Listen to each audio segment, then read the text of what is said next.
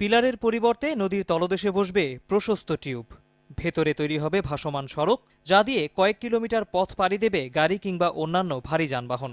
চীনের হুয়াংপু কিংবা ইংল্যান্ডের টেমস নদীর নিচে চলাচলের এমন অবাক করা স্থাপনাই এবার তৈরি হবে চট্টগ্রামে।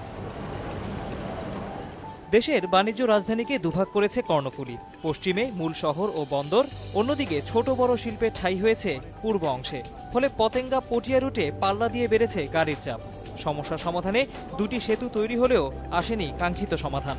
বরং নতুন অর্থনৈতিক অঞ্চল ও গভীর সমুদ্র বন্দর নির্মাণের উদ্যোগ যানজট নিয়ে নতুন ভাবনায় ফেলে নীতি নির্ধারকদের।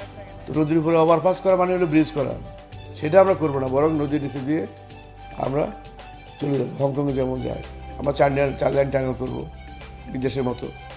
ওখানে মানুষজন হাঁটবে না, টানেল মানে টানেলে।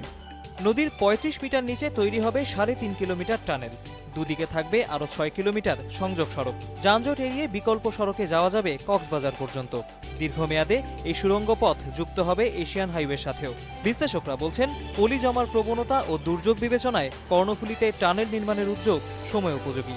টানেলটা কিন্তু খুব যে বেশি চ্যালেঞ্জিং তা না, মাত্র 3.4 কিলোমিটারের একটা টানেল।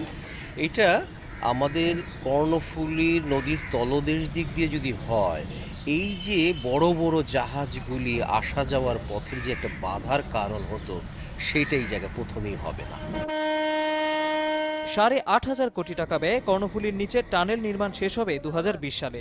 সেতু বিভাগের তত্ত্বাবধানে প্রকল্প বাস্তবায়নের দায়িত্ব পাবে চীনা ঠিকাদারি প্রতিষ্ঠান। তৌহিদ হোসেন, যমুনা নিউজ, ঢাকা।